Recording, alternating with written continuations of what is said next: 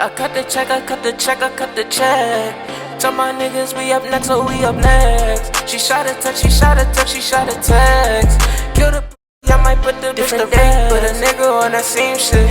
I've been ballin' with my niggas, Kevin Cambridge. Oh, you drippy, but you better tuck your chain quick. What's good, y'all? We back with another episode of Between the Lines, man. I'm happy to be back.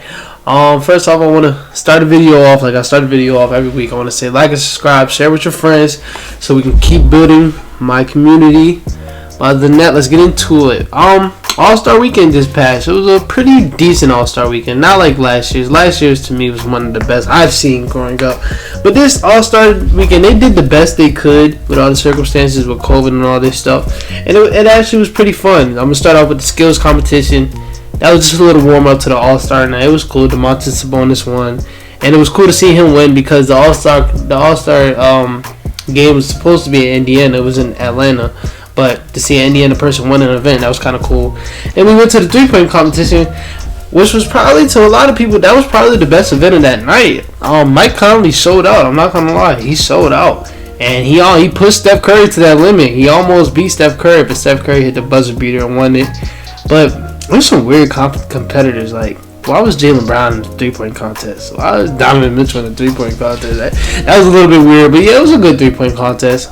And really exciting. Jason Tatum did this thing. I want Zach LaVine to do better, man. Zach LaVine is one of the best three-point shooters in the league. I want him to do better. But yeah, then you go to the All-Star game. First half was kind of dominated by Team LeBron. They won both quarters. Steph Curry and Damian Lillard, they had their own three-point contest in the middle of the game, hitting half-court shots and shit. It was fun to watch, way fun to watch. Steph Curry was dominating. Giannis didn't miss a shot the whole damn game. It was really fun. LeBron only played one half, and you can already tell he wasn't really going to try hard this game because he already said it. He's going to be there in the All-Star game, but his mind's not going to be there. And you understand, man. They just came off a long title run, and now they're in the All-Star game. They just started the season like 2 months after winning a title, so it's a lot on him. So I'm happy that he took that break. But it was a really fun game to watch. Like I said, Chris Paul came in there and dropped 16 assists. The end of the second quarter was mad fun. It was either the second quarter or the third quarter. It was mad fun. You had the alley hoop to Damian Lillard to start it off with CP3 throwing it to Damian Lillard. Then you had the alley hoop to Steph Curry from CP3 to Steph Curry. Then you had the alley hoop to Chris Paul from Steph Curry, and then you had the two back-to-back half-court shots. I was like, yo, that was a great way to end the quarter, bro. It was a great way to end the quarter. KD, you're going to have to pick a better team than that. Your team is trash. They're not trash players, but just, nah, bro. They wasn't messing with that team. I mean, yeah, you did lose the MVP, though. It sucks that Ben Simmons and Joel Embiid couldn't play in the All-Star game when they got tested negative for the virus. But it was just for precaution, which was understandable by the league. But yeah, really decent game. The dunk contest is kind of underwhelming. The judges were terrible. That first dunk by Cassius Stanley was 44. I mean, 40 to give it a 44 was wild. It was either like a 48 or a 50 between that range. It was a really tough dunk, and he did it with a lot of power. His head was at the rim. And then you had the next dunk by Obi. That was damn near 50 to me. I like the creativity off the Anthony Simons dunk, the first dunk, but it wasn't all that, bro. He put a mini hoop like 12 feet up in the air, and he grabbed it and just did a two-hand dunk. It wasn't all that. And I'm not even going to sit here and say this dunk contest was trash because a lot of people don't realize a thing that makes the dunk contest really fun is the reactions from the fans. And there was only 2,500 fans there, so you're not really going to get that much reactions. And they did some tough dunks. They just didn't get that much reactions because there's really no fans there. But I don't know. People saying Obi Toppin got robbed. He didn't get robbed. He missed the first dunk in the final round and then made the second one. It wasn't really all that anyway. And Anthony Edwards damn near kissed the rim. That was hard, bro. He definitely deserved to win that. But overall, it was a decent All-Star weekend. They did the best they could. Hopefully next year, when it's in Cleveland, hopefully Colin Sexton is in it, or one of my Cavs players. Hopefully one of them is in it. But next year, when it's in Cleveland, hopefully this COVID stuff is just gone, to be honest. Hopefully so. But The reason why I wanted to make an episode today is it's the midseason, so I just wanted to. Oh, I forgot to talk about Blake Griffin before I talk about the midseason awards, because that's what I was gonna do. Blake Griffin got bought out by the Pistons and signed with the Nets. A lot of people saying it's a big deal. To me, it's not, and because I'm not judging it off of how he just played in the Pistons. Like, I know, like, you're going through the motions. You're playing on a team that's just terrible, and you feel like you really can't do nothing to help it out, so you're not really going to play your hardest. That's what it looked like when I'm watching Blake. He was just spotting up shooting the whole time. But I still feel like they still have a major problem with their post defense. Joel Embiid is coming. He's coming, bro. He's coming. He's not playing this year. And to be honest, the 76ers is just not playing this year. And I feel like I've still got the 76ers coming out the East. And I love KD to death, my second favorite player of all time. I can't put nobody over the 76ers right now. Maybe it'll change later on in the year, but I can't. With how Tobias is playing at an all-star level and Ben Simmons, and then you got Seth Curry, who's been having a couple bad games, but he did just come back from COVID. And a lot of players have come back from COVID and playing terrible, so hopefully we can get that up. Like, Michael Porter Jr. started off the season really good, and then after COVID, he just been So did Jason Tatum. He's been but like, it's COVID, man. COVID. I heard Jason Tatum say COVID's still messing up with his breathing. So yeah, COVID's hard to come back from, and then you're playing NBA basketball. I understand that's really hard. But then you got Seth Curry, Shake Milton. You're gonna hear his name later on in the show. Shake Milton is having a really decent year. I think he had COVID. He had a COVID or injury, and he came back. Before he got hurt or got COVID, he was having a really decent year. He's still having a really good year. But I love what they doing with this 76ers team, bro. I can't put the Nets over this 76ers team. Not yet, man. I can't. This 76ers team is nice, bro. And then you got to guard Giannis in the playoffs. It's just their post defense is something that's gonna hold them back when they're playing really good teams. But you don't know. They can just outscore motherfuckers. They can do that, I guess. Just go outscore people. Because you do have three of the best scorers of all time, in my opinion. Kyrie is one of the best scorers of all time. I will have the argument any day of the week. But, yeah, that's it, man. I didn't really feel like that Blake Griffin signing was all that to me. It wasn't all that. And I love Blake, but it wasn't all that. They still need paint defense. They better hope we buy Andre Drummond out. And I feel like Blake Griffin can help them get Andre Drummond, because they did play together for at least 3 years. So they know each other. And if they get Andre Drummond, then yeah, I'll say that they win in that shit. They win in the finals. And then I don't want to get into the media, but LeBron fans, you're so annoying. You're so annoying. Like, just to get into it for 1 minute. I seen Los Polos, one of the biggest casuals of all time. He said, "How much help does KD need?" He was one of the people that was saying, "I hope Kawhi signs to the Lakers." What was it? 2 years ago when he just got off of winning that championship, he was hoping Kawhi signed to the Lakers with LeBron and AD. So if they would have won the championship, and I was to say how much help does LeBron need, he would find that comment invalid. Like, it's so much double standards, and then KD gets Blake Griffin, which is not. I mean, who doesn't want to play with KD? Why wouldn't you want to play with KD? Why wouldn't you want to play with James Harden? Why wouldn't you want to play with Kyrie? I don't blame Blake Griffin for doing what he did. And you're going to put that on KD? I've seen people saying KD is one of the pussiest players of all time. How? Because he wants to win, and people want to play with him? How is that his fault? That is pissing me off. And they're going to say, if the Nets win this season, they're going to say, this is another ring from KD that doesn't count. But if Blake Griffin would have went to LeBron, they wouldn't have said nothing. They wouldn't have said nothing. And that just don't make sense to me, bro. It's so much double standards, and then they're shitting on KD because players want to play with him. He wants to win, and he's winning. It's so sad, bro. It's so sad. It's just, they're so weird, bro. LeBron it's the difference between LeBron fans and, I don't want to say the word, but like people that ride with him like too hard. That just make it like really weird. Like, I'm Davis, he do some weird shit in LeBron comments. But like shit like that from Los, like, what do you mean how much help does KD need? If Blake Griffin would have went to the Lakers, you wouldn't have had a problem. Like, come on now, just stop with that dumb shit. That don't make no sense, bro. That don't make no sense. But going into what I really wanted to talk about today, I wanted to talk about the NBA Midseason Awards. It's pretty stacked, bro. It was kind of hard, man. I'm not gonna lie, it was kind of hard, especially with the MVP that third place, I feel like the top two and MVP is kind of solidified, but that third place is kind of hard. But I feel like I got a valid reason who I want to put third. Most improved was kind of hard. Sixth man of the year was kind of hard, but that's only Jordan Clarkson's fault. Because Jordan Clarkson put himself way above anybody else as a sixth man. That it's like, damn, I haven't even been paying attention to anybody else, bro. Like, Jordan Clarkson already has sixth man of the year wrapped up. I believe he already has that shit wrapped up. I don't even want to say what I was about to say, but he has that wrapped up. And then defense player of the year, that's been kind of hard because, like, you might look at the stats and maybe like, oh, that's kind of mediocre. But, like, if you look at the impact that these three defensive players have, there's no argument that they should probably be in the defensive player of the year ranks. But going into it, I want to start with coach of the year. I feel like I'm going to start from the bottom up. So my third option for coach of the year is Tom Thibodeau. This is the only reason why. He has the Knicks as one of the best defenses in the league. A lot of people expected them to be trash again this year.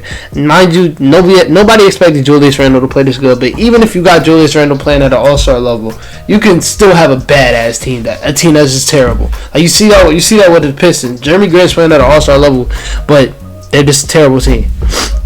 The defensive scheme that Tibbs put out here is crazy. That's why they're winning games. And then the way he's bringing out players and bringing out. Just the way he's playing his players is kind of cool.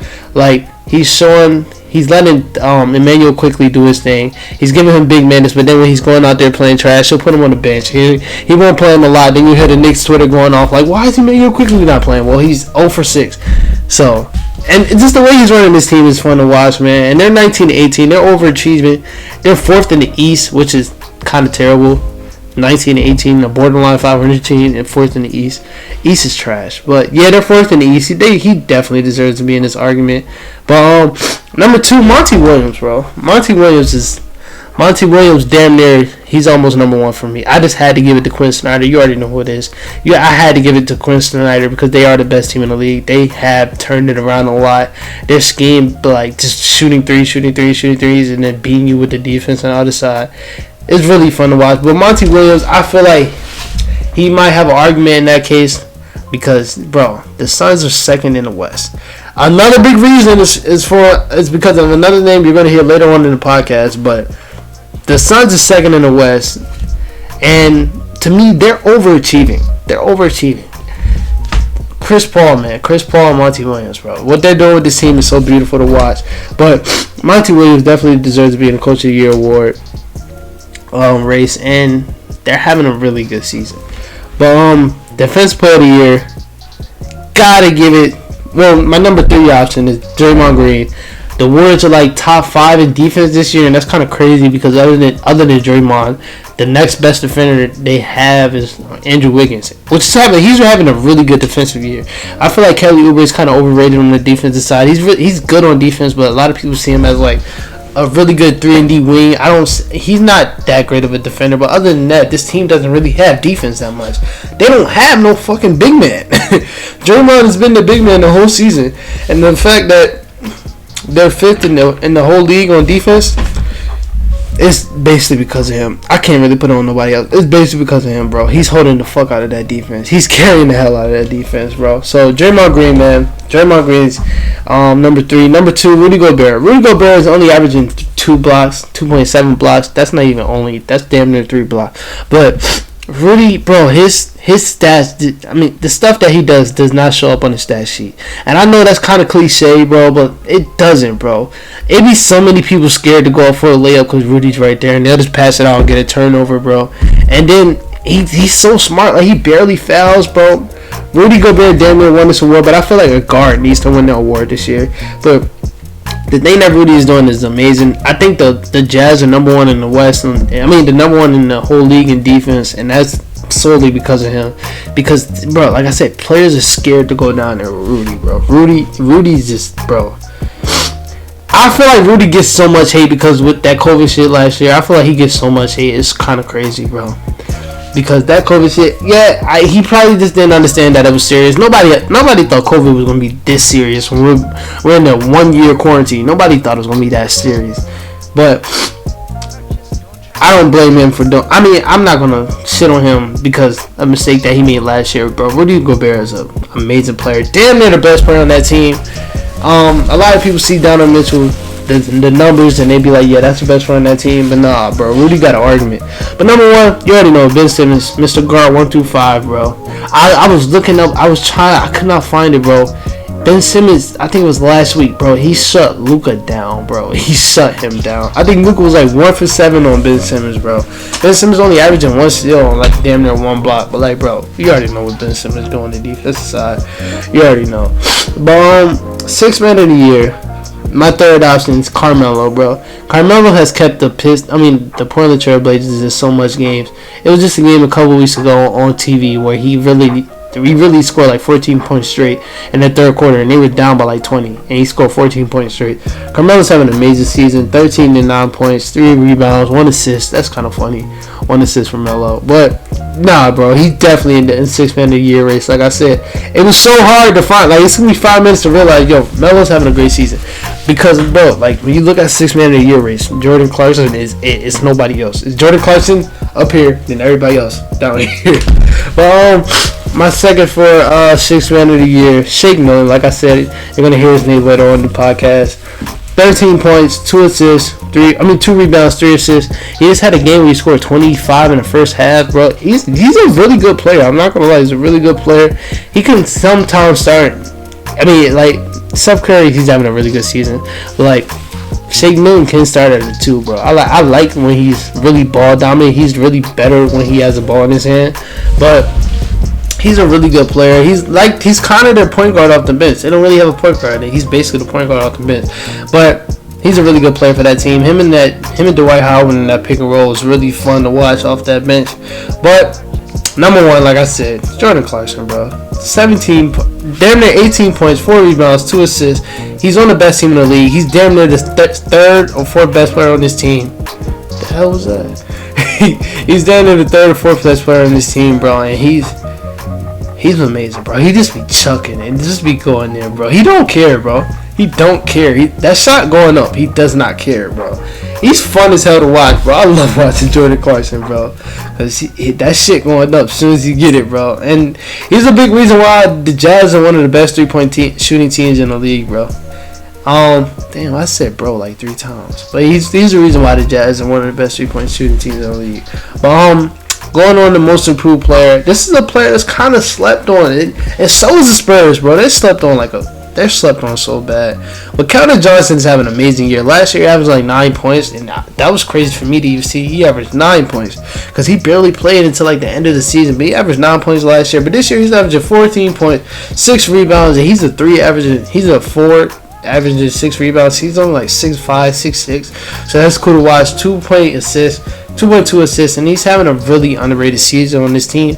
I feel like the Spurs' young core is so underrated. You got Lonnie Walker, DeJounte Murray, who to me is top 15 in the league as a point guard.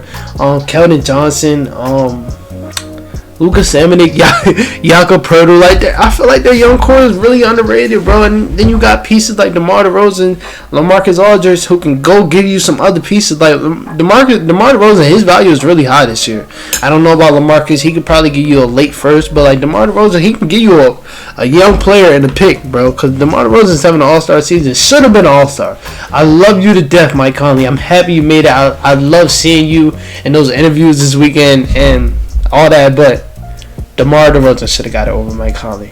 That was a legacy thing, and I'm happy they gave it to Mike Conley, though. I'm not gonna lie, I'm happy they gave it to him, but DeMar DeRozan, bro, he definitely deserved it. But like I said, Keldon Johnson is a really decent player. He's kind of overachieving to me. I didn't think he was like this, and I didn't think he was gonna be like this fast. He plays bully ball, bro. They was playing the Spurs, and he was playing. I mean, they were playing the Lakers, and he was playing really, really good defense on Anthony Davis. He plays bully ball. I love the way he plays. But number 2, Christian Wood probably would have been number 1 if he didn't get hurt. But the team is 0-12 without him. They're terrible. They were one of the best defenses with him, and now they're probably one of the worst. He was averaging 22 points, 10 rebounds, 1 block. But yeah, the team's trash without him. But you can show that what he did the late last year, it wasn't a fluke. Christian Wood is actually a really good player. He probably would have been an all-star if he didn't get hurt for them 12 games. But hopefully after the all-star break he comes back. I think he was close to coming back before the all-star break, so hopefully he's able to come back because he was damn sure about to have an all-star season this year. But number one, you already know what time it is, man. Jeremy Grant, bro. Let me tell you about Jeremy Grant, bro. Jeremy Grant, his career arc is so amazing. He came in as just a high flyer who played decent defense. Then 2 years later, he started adding the 3-ball to his game, and it was decent enough. And then his last year in the Thunder, he was shooting like 38% from the 3. And then you go last year on the Nuggets, and he just had a really breakout season. I forgot what he averaged last year, but he had a really good season last year. He averaged like, damn, come on.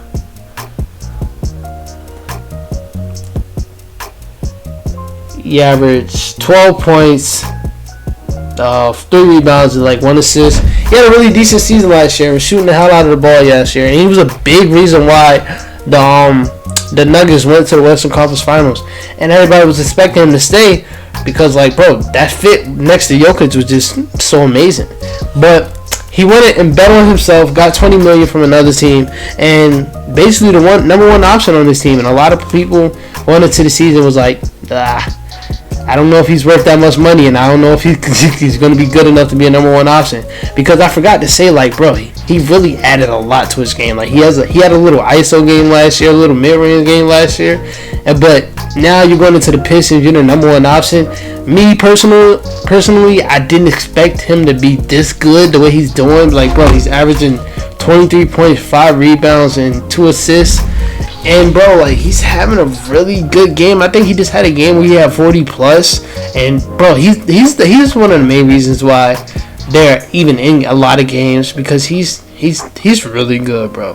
He's really good. And I know he has high trade value, but I don't know if they're going to trade him, because I did hear that he is friends with, like, the GM or the owner or somebody. And I don't know. I feel like he likes this. Like, he likes being the number one option.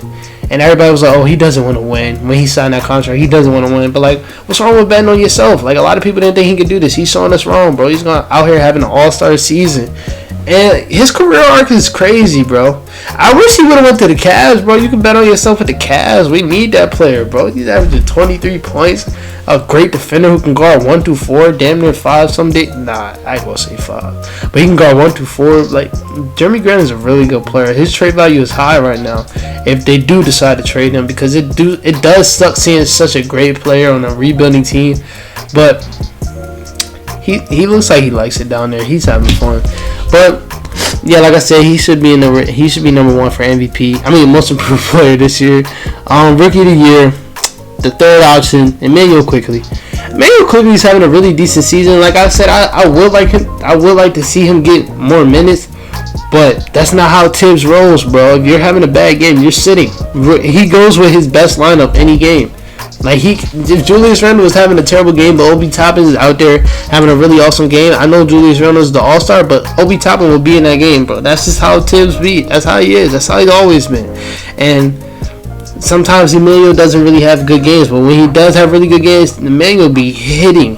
He be hitting 12 points, 2 rebounds, 2 assists. And he's a big reason why a lot of eyes are on the Knicks, bro. A lot of people love Emmanuel. That floater game, that 3-point game. And he's just a rookie that's really doing real good this season, bro. I wish Emmanuel was on the 76ers, bro. I love Tyrese Maxey, but I feel like Emmanuel on the 76ers. What? I feel like they should have made that pick. But Emmanuel's having a really good season. Speaking of Tyrese Halliburton from the Sacramento Kings is number 2. 13 points, 3 rebounds, 5 assists. The team's kind of trash. They're 14 and 22, but he's been a big reason why they're actually a decent team to watch. Like, yes, De'Aaron Fox is having an all-star season. Harrison Barnes is having a comeback season. I feel like he's really, really overrated. But Tyrese Halliburton is like, he's really good, bro. He plays like a veteran to me. Like, he doesn't really make that much mistakes at all. And he's playing off the bench, and I feel like, bro, like, I understand Buddy Hield, y'all playing him a lot, and he has been there for a long time, but I'd rather start Tyrese over Buddy, bro. I just feel like Tyrese and De'Aaron Fox will work together so well because they play off of each other. De'Aaron Fox is not really a shooter. Well, Tyrese Halliburton is a really good shooter, and having De'Aaron Fox and Tyrese Halliburton together would allow De'Aaron Fox to focus more on scoring because Tyrese Halliburton is a playmaker at first. So, It would just help De'Aaron Fox. It was their games together. They would just offset each other, and it'll go better than having Buddy Hield next to De'Aaron Fox, in my opinion. Hopefully Buddy Hield gets traded, because I feel like he still has a lot left, and I feel like he does need to get traded. He is like 28. He's older than a lot of people think he is. He's 28. I think he went 4 years in college, but yeah, he's old as hell. Number one, you already know, LaMelo Ball, 15 points per game, 6 rebounds, 6 assists. He's kind of the reason why they're fun to watch now, and why he's the big reason why they're winning. I don't want to say he is the reason, because you do have an all-star type player in Gordon Hayward. Terry Rozier is having a comeback season in his damn, I'm stuttering like shit. Let me calm down. But Terry Rozier is having a really decent season, and they're 17-18. They're 7th in the East, and LaMelo Ball has been doing really good as a starter. He's been averaging 20 points, 6 rebounds, and 7 assists as a starter. But he did come off the bench for the first half of the season. So hopefully when Devontae Graham comes back, Devontae's coming off the bench. I feel like that would be smarter, because Devontae, it's the reason why they drafted LaMelo Ball when they had Devontae and Terry Rozier. They knew one of them is not going to be here for long. And there's a reason why they drafted LaMelo Ball. And it was a really good draft pick by Michael Jordan, bro. Really good draft pick. Because LaMelo, he even said it. LaMelo's overachieving. LaMelo's doing really good, bro. He's doing really good. And he's bringing that kind of star power, that different type of culture. And what all eyes is on the Charlotte Hornets for now. And it's because of LaMelo. So he's doing really good, bro. But going into what I was talking about earlier, that controversial pick where I said who's going to be in the MVP race that I don't feel like a lot of people realize. Number 3, Chris Paul. You look at Chris Paul, you look at his numbers. It's not MVP type numbers. 16 points a game, 4 rebounds, 8 assists. Not MVP type numbers. But look at the impact Chris Paul has wherever he goes. Went to the Thunder last year. It's that viral meme. The Thunder. They have a 0.8 chance to make the playoffs. They were the 5th seed because of Chris Paul and Shea and Dennis Schroeder, of course, because of them too, but mainly because of Chris Paul.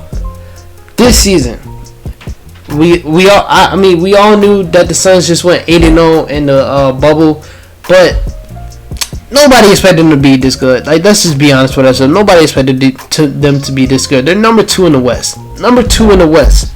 Look what Chris Paul does wherever he goes. He elevates a franchise. He did it with the Rockets. The Rockets, they can barely make it out of the Western Conference, the Western semifinals. You get Chris Paul, now you're in the Western Conference Finals. You're not going to beat the Warriors team, so I'm not going to say they made it to the finals. You just couldn't beat that Warriors team, bro. You have KD, Kyrie, and Clay, and then Draymond. You're not beating that team. But he elevated that team to make them at least try. And if he didn't get hurt, they probably would have beat him that one series. But just look wherever he goes, the way he impacts the team. And he's still one of the best clutch players we have in this league. Averaged 4 points in the last 2 minutes of a game, bro. And bro, he's definitely an MVP. He's in the MVP race to me. I'll put him over LeBron. I'll put him over Jokic because of the record and just what he does, bro. What Chris Paul does is amazing to me. It's really amazing. It kind of gets overlooked if you think about it. You hear, and I'm not shitting on LeBron when I say this, but you hear, oh, look what LeBron's doing at 36 years old. Chris Paul like 36, 37. What the fuck? Look what he's doing. Look what he's doing with this team. He's still an all-star, bro. It's not like he's playing ass. He's still an all-star. And it was a reason why he made the all-star game over Devin Booker, because people know this season he's been the better player. Number 2, James Harden, bro. James Harden is number 2 in the MVP race, bro. 25 points, 7 rebounds. 7 rebounds, 11 assists. The team's 24-3. And like when you look at James Harden, you hear 25 points out of James Harden. You're like, what the hell? Because like the last 4 years, James Harden been averaging like 34 plus. 30 plus. He's been crazy. But this year he's kind of going back into playing the point guard, and he looks really comfortable with the Nets. They're really fun to watch, and this is mainly because of him. It's been games where he didn't even have Kyrie and KD, and he won those games. Like the game against the Suns, where they were getting blown out, and he just took over all of a sudden. He has the MVP moments. I feel like that's a big reason to make. That's a big point into winning the MVP is having MVP moments. Like he has a lot of MVP moments this season, and the one against the Suns was a big moment. He even hit the game winner against the Suns. And he's been playing really good this season. And I feel like a thing that gets overlooked is his defense. His defense has been really decent this season. And you always hear that he's not a good defender. Well, I don't think that's real anymore. I feel like James Harden is a really respectable defender. And when it comes to post defense, he's one of the best guards in post defense to me. But number one, you already know who it is. Joel Embiid's MVP, bro. If he keeps going like this, he's winning MVP. He's MVP. He's averaging damn near 30. Oh, he is averaging 30. 30, 11, and 3. Team's the best in the East, and he's had a lot of big games. He just had a big game against the best team in the league, and where he hit the game-tying 3 over Bogdanovic, where he wasn't even set. Bro, he's had a lot of moments. Like I just said, it's a lot of moments. He had a lot of moments. Back-to-back 40-point games against the Celtics. This game against the Jazz. The game against the Lakers, where he had a really good game on AD. Like, he's been... I don't even think I've seen him crack a smile this season, bro. Like, he looks dead serious. Like I said, I've been saying this for so long. That's why it's so fun to watch. And I was right. I said it in the beginning of the season. I was like, somebody from the 76ers is going to be an MVP race. What is this on my shirt? Oh, somebody from the 76ers is going to be an MVP race. And I was right. Joel Embiid's in the MVP race. I wanted Ben Simmons to do it, but Joel's in it. But he's been doing it. I've been saying it for so long. I love Jokic, but there's no reason why Jokic should be the best center in the league. With all the tools that Joel Embiid has, the footwork, the ability to spread the floor, like, you see it this year. Like, he's taking it serious, and I'm loving it, bro. And a lot of people don't realize he had a son. It's a thing. After you have a kid, bro, you just go crazy. Jason Tatum had a kid. He went crazy. Fred VanVleet had a kid in the middle of the playoffs, which was one of the main reasons why they won that finals. Like, you have a kid, you go crazy. You might as well go have a kid anyway. But he's been having an amazing season, bro, and I love it. Like, I seen the last All-Star game. He hit that fadeaway over LeBron. He looks serious as hell. And I'm like, bro, Joel Embiid, play like that every fucking game. You're going to be the best center in the league. And he's doing that this season, bro. I always said it is no reason why Jokic should be the best center in the league. No, it doesn't matter how amazing Jokic is. Joel Embiid, he has it. The footwork, the ability to do whatever he wants on the offensive side. Like, you just see what he just did the other day. That step back on Bogdanovic. The step back on... The step back on the Cavs where he hit JaVale McGee with the double jab step and hit him with a step back and like a James Harden step back. I'm like, yo, what the hell? Like, his footwork is amazing for a big man. Like I said, he's spreading the floor even better this year. I think he's shooting like 38% from the 3, which is really good for him. Because he's always been a player that's been around like the 40s. I mean, not the 40s, the 34s or the 30s. I think he's shooting 40% from the 3, bro. 40% from the 3 as a big man. Like I said, it's no reason why Jokic should be better than him, bro. And then he's one of the best defenders in the league. I could have put him in my defensive player of the year race, but I didn't feel like they deserved 2 players to be in the race. But like I said, bro, Joel Embiid's MVP. He's MVP. He's playing amazing. And if he keeps playing like this and it goes into the playoffs, I don't see no team stopping this team, bro. The way Ben Simmons has been aggressive lately. And Tobias Harris has been a consistent third option, along with Seth Curry being there if they need him.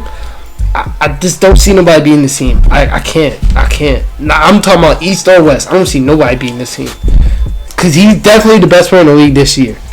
It's no debate. You can't say LeBron. You can't say KD. You can't say Harden. Joel Embiid has been the best player in the league this season. And if he can go out there and play like this in the playoffs, bro, the sky's the limit. They might get that ring. They might get that ring. They finessed the hell out of the Mavericks. I'm just gonna be honest. Josh Richardson is cool, but he's not all that. And you get Seth Curry out of that, they finessed the hell out of them. But like I said, man, that's basically it for this episode. It's kind of a little sketchy. I kept stuttering a little bit. Somewhere with my breath. I did have COVID, so that's my excuse. My breathing. But other than that, that's it for this episode. I'll be back. Probably next week or probably the end of this week. I want to upload more, so I gotta start thinking about some stuff to upload. So I'll probably be back this week. So